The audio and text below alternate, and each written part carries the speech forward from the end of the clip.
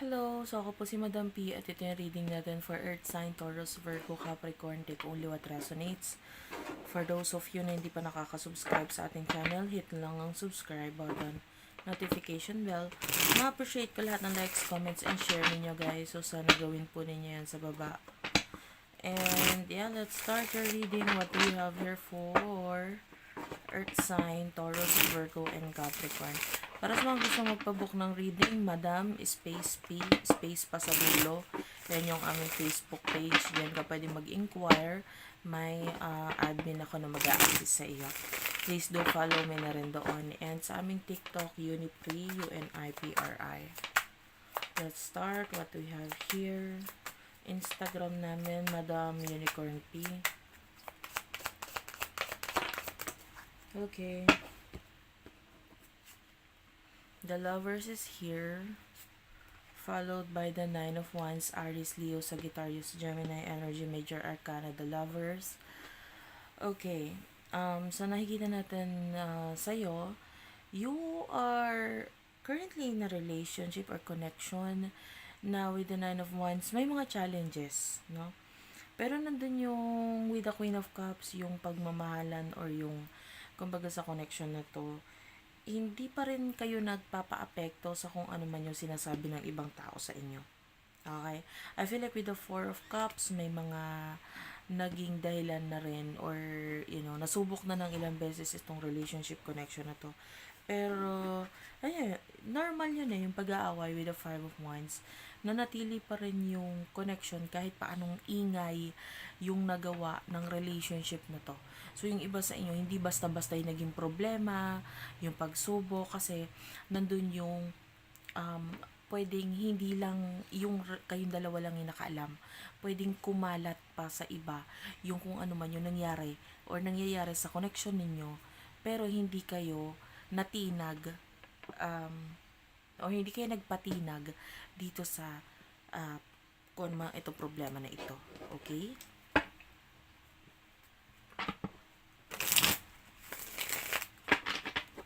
Sino yung person na kakonect mo pagdating sa love?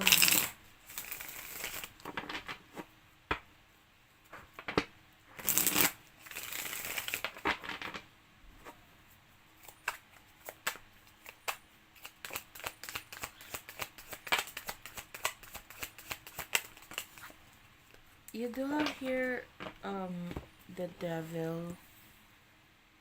This is Capricorn energy, Page of Wands, the Eight of Wands.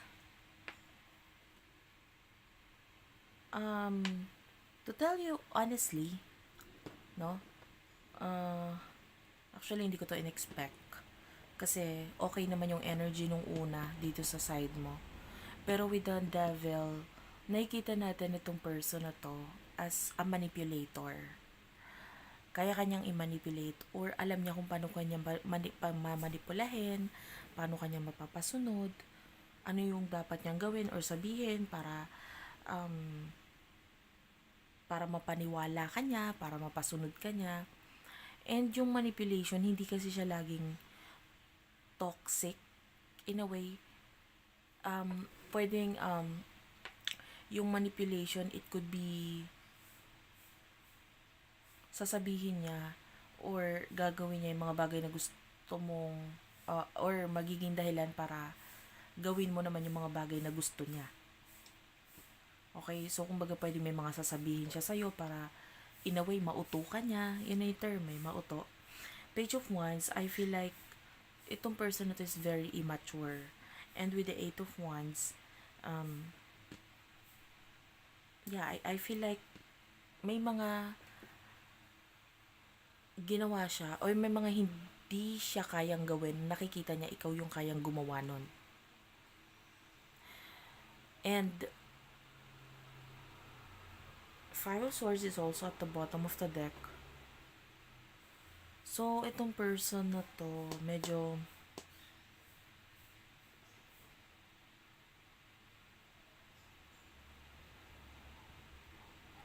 may mga gusto siyang i-cut off mo or tanggalin mo.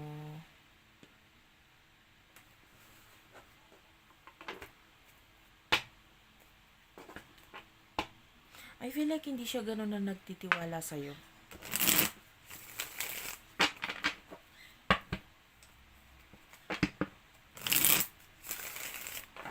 So, ano yung emosyon ninyo sa isa't isa?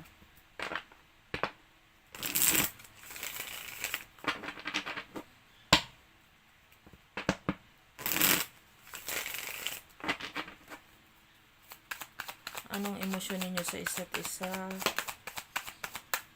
For Earth signs. 8 of Cups. The Hanged Man. 6 of Wands. Okay.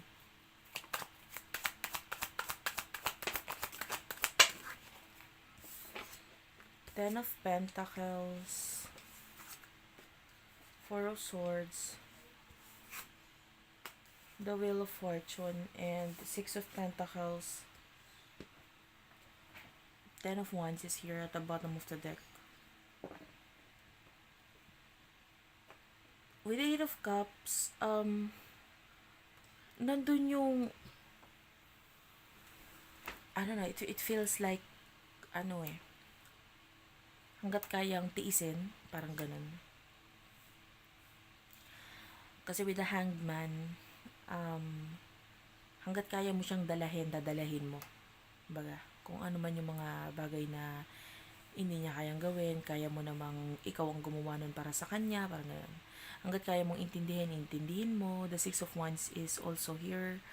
So, maybe, na-realize mo na yung mga bagay na yon, and nandun yung tinatry mo pa rin siya as much as possible na ayusin, but pwedeng wala namang nangyayari dun sa pag-aayos na yun. So, ikaw na lang din yung umintindi, ikaw na lang yung umanawa. Yung, alam mo na yung hindi mo kayang baguhin or ayusin yung isang tao. The Ten of Pentacles, nakikita natin na ito person na to is here na medyo problem lang sa kanya, medyo sa pera or sa financial status siya nakabase.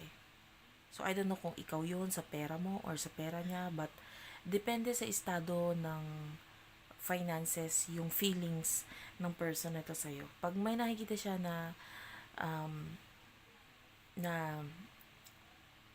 makakapagpasaya sa kanya, which is money, no? Na material, happy siya, no? So, parang nakokontrol yung relationship ninyo sa kung ano man yung estado ng finances ninyo. And with the Wheel of Fortune, in an instant, mabilis lang din siya mawawala or, hindi magiging okay yung relationship. With the Four of Swords, pagka hindi rin okay yung finances ninyo. So, nakabase dun sa financial matter yung feelings niya para sa'yo. Okay?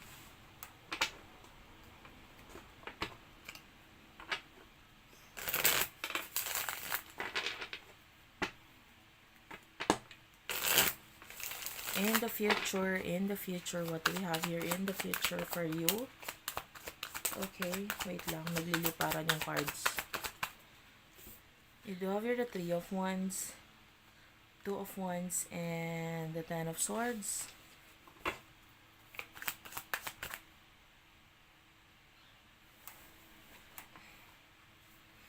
Kukunin ko to, pero isa-side ko lang. Kasi this is an additional message. In the near future, for you, you do have here the Hermit, Ace of Cups, 6 of Swords, and meron tayo ditong 2 of Swords and the 6 of Cups.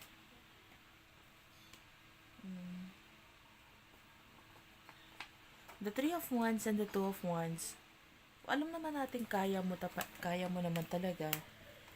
And ikaw yung nag-handle ng situation or relationship ninyong dalawa. The 3 of Wands, nakikita ko ito as you na kaya mong gawin lahat pagdating sa relationship or sa connection ninyo. There's a plan for you na pwedeng may kinalaman sa 10 of Swords. This could be separation or ending. in the future. Pwedeng maisipan mo itong plano na ito, and maybe may kinalaman ito dahil sa past. You know, maybe you're making some kind of decision na may kinalaman sa past. And the more na nakikita mo yung sarili mo na kaya mo, the more na mas madali sa yung mag-let go dito sa person na to. Kasi might be in the past na realize, na iisip mo na hindi ko kaya, gato ganyan. But then, the more na napapamukha niya sa'yo, or nakikita mo naman talaga sa relationship ninyo na hindi, kaya mo naman talaga eh, parang ganun. Nandun yung mabilis lang din para sa'yo ang bumitaw, or madali lang din. Well, the Hermit is here. Unfortunately, no, medyo mahirapan itong gawin or isakatuparan itong ending kung gugustuhin mo. Kasi this person is nade-develop yung emotions or love niya para sa'yo. And with the Hermit, komportable siya masyado sa relationship or sa connection nito. And the Seven of Swords, I feel like gagawa siya ng paraan para hindi mangyari yon, and may involvement ng ibang tao, no? Na parang kahit gustuhin mong i-end ito or mag-end ito, hindi pwede kasi ganito ganyan, or may mga tao siyang kakausapin para maging parte ng connection ninyo para hindi talaga ito mawasak or mag-end. Pero ikaw yung nahihirapan eh, 'di ba? And gusto mo na tulong niya, or gusto mo makipagtulungan siya sa'yo, gusto mo na partnership, but you're not feeling it eh. Hindi mo nararamdaman yung partnership sa inyong dalawa para ilaban or i-push pa rin yung connection na ito para sa inyo. So, you do have the Four of Wands, the Two of Cups. There's a stability pagdating sa relationship, Page of Swords. Kailan talaga ikaw talaga yung napapagod, or kasi Page of Swords, this is immature eh. Immaturity mula sa person na to. So, nakakita tayo dito ng relationship, partnership, magandang pundasyon ng relasyon. Pero yun nga lang talaga, ikaw talaga as you can see in this picture, dala-dala niya lahat. Ikaw to. It's like lahat nasa balikat mo, dala mo, pasan mo lahat. And the Page of Swords kasi yung person mo is very mature. This is a child energy. This is a Page of Swords. Ganun din siya mag-isip. Immature din. So, parang nakita ka niya na as a mother or manay, ganun. And pwede, lalo na kung meron siyang longing sa past niya. For example, lumaki siya ng walang nanay, or lumaki siya sa pamilya na yung nanay niya laging umaalis or laging malayo. So, lalo na kung ganun yung naging sitwasyon, parang nandun yung longing niya, or nandun yung ikaw yung nakakatulong para ma-fill up yung butas niya sa parte na yun. So, meron siyang kakulangan na experience na sa'yo niya na-i-experience. Kumbaga yung pagmamahal, pag-aaruga, pag-iintindi ng isang ina na pwedeng hindi niya na-experience. Whether babae ka or lalaki, wala naman tayong gender specific dito.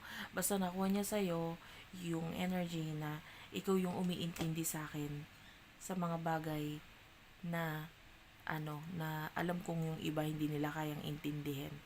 Okay, so that's it for now. Thank you for watching. I love you all, and bye-bye.